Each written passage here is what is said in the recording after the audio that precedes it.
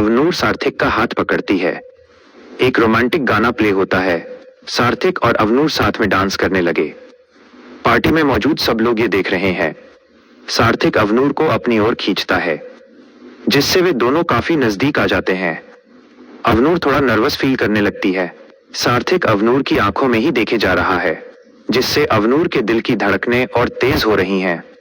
कुछ तो अलग है सार्थक में कि कोई उसे नोटिस किए बिना रह ही नहीं सकता। उसका ऑरा ही जैसे बाकी आम लोगों से कुछ अलग है। सार्थक डांस करते करते धीरे से उसके कान में कहता है, वैसे तुम इतनी बुरी भी नहीं हो, बस थोड़ी सी घमंडी हो। अपने पापा के पैसों का बहुत घमंड है तुम्हें। But I like your attitude. ये सुनकर अवनूर ने कहा, मैं बिल्कुल भी घमंडी नहीं हूँ। हाँ, तुम्हारे साथ कई बार रूड बिहेव किया है मैंने, लेकिन तुम ही मुझे गुस्सा दिलाते हो। इधर जिंदल्स और सिंघानियाज अवनूर और सार्थक को साथ देख हैरान हो रहे हैं। रिधि ने संध्या से कहा, ये अवनूर इस लड़के के साथ डांस क्यों कर रही है? संध्या, दोनों दोस्त हैं, जैसे आरव और अवनूर हैं। रिधि, आरव की बात और है, लेकिन ये लड़का मेरी समझ से बाहर है।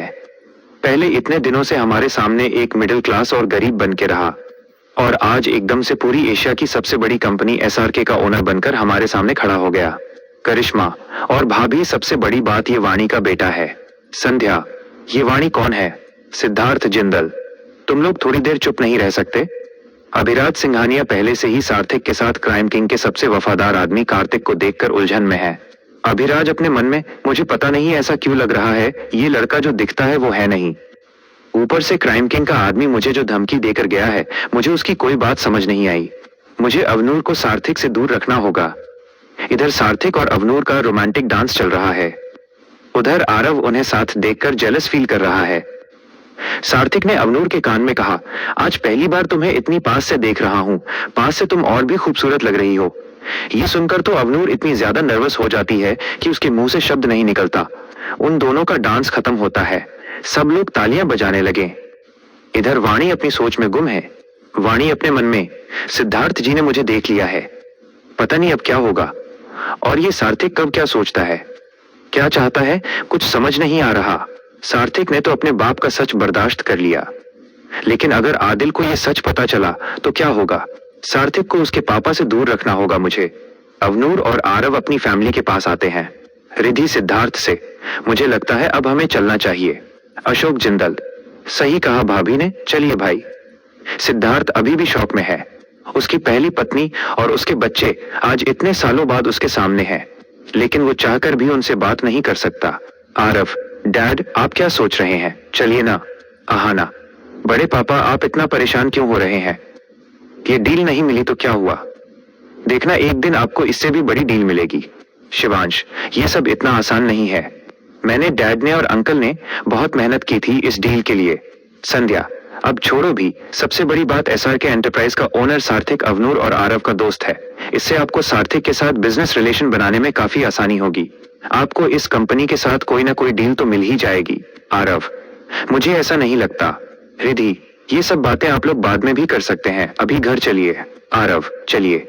वो लोग घर जाने के लिए पलटते ही हैं कि तभी सिद्धार्थ की नजर वाणी पर जाती है। उन दोनों की नजरें मिलती हैं, पर वाणी अपना मुंह दूसरी तरफ घुमा लेती है। जिंदल और सिंघानिया वहां से निकलते हैं। पार्टी खत्म होती है, सब गेस्ट अपने घर जाने लगते हैं। सबके जाने के बाद सार्थक भी अपनी फैमिली के साथ वहां से निकलता है। उसके साथ उसके गार्ड्स भी हैं। अगला दृश्य, सुबह का समय। सार्थक मिरर के पास खड़ा तैयार हो रहा है और आदिल पास में बेड पर सो रहा है। कुछ देर बाद आदिल की आंख खुलती है। आदिल उठकर बैठता है और सार्थक की तरफ देखने लगता है। तभी सार्थक को एक कॉल आता है। सामने से एक आदमी बोलता है, सर सारी तैयारी हो गई है। सार्थक, ठीक है, लॉयर को कहो टाइम से पहुंच जाए। सार्थक फोन रखता है। फिर सार्थक की नजर आदिल पर जाती है। वह नोटिस करता है कि आदिल कब से उसे ही देखे जा रहा है। सार्थक, क्या हुआ आदिल, तुम कब से मुझे ऐसे क्यों देख रहे हो? आदिल, मेरे दिमाग में एक सवाल है, मैं सोच रहा हूं कि पूछना चाहिए या नहीं। सार्थक, पूछो। आदिल, उस दिन माँ के ऑपरेशन से पहले की रात को जब रात में आप फोन पर बात कर रहे थे तो मैंने सही सुना था ना, माँ के इलाज में 10 करोड़ का खर्च हुआ है। सार्थक, अब तुम ये सब क्यों सोच रहे हो? आदिल, एक दिन पहले भी मैंने आपको किसी से 100 करोड़ की डील करते हुए सुना था, लेकिन तब भी आपने बात को घुमा दिया। सब कुछ मेरे सामने था और मैं पहचान ही नहीं पाया। भाई आपने ये सब क्यों छुपाया? सार्थक आदिल के सवाल सुनकर असमंजस में पड़ जाता है। फिर कुछ सोचने के बाद बोलता है, वो मैं तुम्हें और माँ को सरप्राइज देना चाहता था। अगर पहले सब कुछ बता देता तो मजा नहीं आता। आदिल, सच में यही बात है ना? सार्थक ने हकलाते हुए कहा, हाँ हाँ यही बात है। और क्या बात हो सकती है? क्या? आदिल, एक बात और पूछूं? सार्थक हकलाते हुए, हाँ हाँ पूछो ना। आदिल, उस दिन जब गुंडों ने मेरे ऊपर हमला किया तो आपने गन से फायर किया। वो गन आपके पास कहां से आई और आपने गन चलाना कब सीखा? आपने बिल्कुल उस आदमी के हाथ पर इतनी दूर से गोली चलाई। यह सुनकर सार्थक और ज्यादा सोच में पड़ जाता है। सार्थक ने कुछ देर सोचने के बाद कहा, वो गन तो कार्तिक की थी, मेरे दोस्त की। पिछली बार हम जब मिले तो मेरे पास ही रह गई थी और मैंने तो ऐसे ही हवा में फायर किया था। पता नहीं कैसे वो गोली उस गुंडे के हाथ पर लग गई। आदिल, आप सच बोल रहे हैं ना? सार्थक, हाँ हाँ, मैं झूठ क्यों बोलूंगा? तुम्हें मुझ पर विश्वास नहीं है क्या? आदिल, मुझे आप पर पूरा विश्वास है, लेकिन कभी कभी मुझे लगता है आप मुझसे बहुत सारी बातें छुपाते हैं। सार्थक, ऐसा कुछ नहीं है। तू मेरा भाई है, मैं तुझसे क्यों कुछ छुपाऊंगा? तुझे पता है ना, मैं जो भी करता हूँ तेरे लिए करता हूँ। तू मेरी जान है।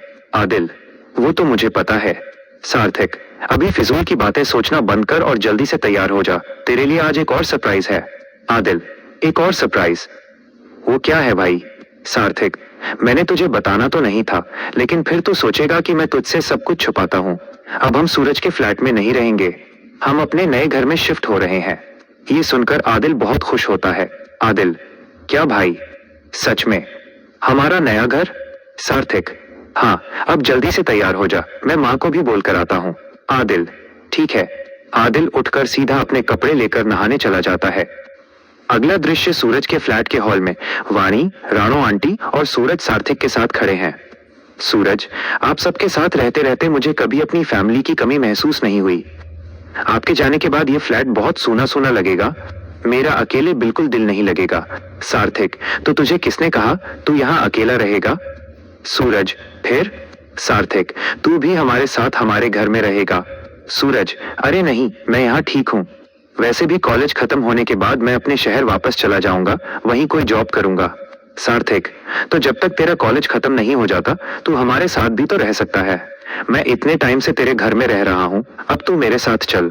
वाणी, हाँ बेटा, तुम भी चलो हमारे साथ, यहाँ अकेले तुम्हारा दिल नहीं लगेगा। सूरज, अच्छा ठीक है।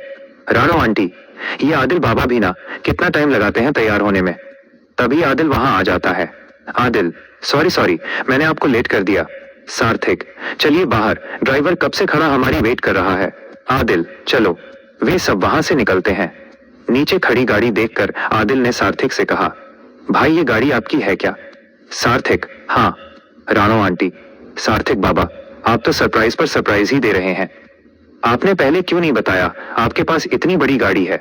सार्थक, अभी तो बहुत सारे सरप्राइज बाकी हैं। चलिए। वे सब गाड़ी में बैठते हैं।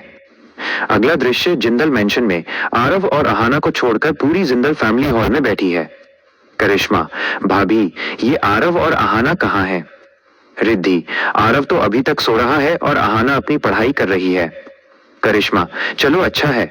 रिद्धि, मेरा तो कल से दिमाग ही घूम गया है। करिश्मा, मेरा भी। आखिर वो वाणी वापस क्या करने आई है? जिस हाल में वो यहाँ से गई थी, मुझे तो लगता था कि वो कभी वापस नहीं आएगी। अशोक, और सबसे बड़ी बात, उसका बेटा इतनी बड़ी कंपनी का मालिक कैसे बन गया? सिद्धार्थ, तुम लोग उनकी बातें लेकर क्यों बैठ गए हो? रिद्धि, वो औरत, उस पर तो मुझे जरा भरोसा नहीं है। कैसे आपके पापा की मदद से आपसे शादी कर ली और इतने बड़े घर की बहू बन गई। बहुत चालाक औरत है वो। सिद्धार्थ, मुझे ऐसा नहीं लगता। हम दोनों की शादी हमारे घर वालों की मर्जी से हुई थी, इसमें उसका कोई कसूर नहीं। और धोखा तो मैंने किया था उसके साथ। मुझे मॉडर्न लड़कियां पसंद थी, इसलिए मैं कभी उसे पहचान ही नहीं पाया, उसके अंदर की अच्छाई को जान ही नहीं पाया। और फिर एक दिन तुमसे शादी कर ली और वो घर छोड़कर चली गई। उस टाइम वो मेरे बच्चे की माँ बनने वाली थी। रिद्धि, आपको क्या हो गया है? आपको तो वो बिल्कुल पसंद नहीं थी ना। अब इतने सालों बाद उसे देखकर आप मुझसे ऐसी बातें कर रहे हैं। अशोक, जो भी हुआ उस सब को भूल जाओ और आगे बढ़ो। अब वो हमारी कुछ नहीं लगती, इसलिए उनके बारे में सोचकर सिर्फ आप लोग अपना टाइम बर्बाद कर रहे हो। करिश्मा, मुझे एक बात समझ नहीं आई, आपके बेटे का नाम तो ध्रुव था ना? सिद्धार्थ, हो सकता है यहाँ से जाने के बाद उसने ध्रुव की पहचान बदल दी हो, लेकिन मेरा बेटा मेरे सामने था और मैं उसे पहचान ही नहीं पाया। रिद्धि, आपको क्या लेना है उससे? आपका सिर्फ एक ही बेटा है आरव, आप बस उस पर ध्यान दीजिए। सिद्धार्थ, अच्छा ठीक है, वो मेरा पास्ट था, तुम और आरव मेरा आज हो, इसलिए तुम्हें चिंता करने की जरूरत नहीं है। तभी आरव और आहाना नीचे आते हैं। आरव, क्या बातें हो रही हैं सुबह सुबह? रिद्धि, कुछ नहीं, बस कल की पार्टी की बात कर रहे थे। आहाना, आप अभी तक उस बात को लेकर बैठे हैं? अब भूल भी जाइए। तभी घर की डोरबेल बजती है। आहाना ने कहा, मैं देखती हूँ। आहाना जाकर दरवाजा खोलती है। सामने सार्थक अपनी पूरी फैमिली के साथ खड़ा है। यह देखकर आहाना चौंक जाती है। अब क्या होगा किंग का अगला कदम? आखिर क्यों आया है वो अपनी फैमिली को जिंदल मेंशन लेकर? कैसे सार्थक अवनूर को अपना मोहरा बनाएगा और जिंदल और सिंघानिया फैमिली को घुटनों पर लाएगा?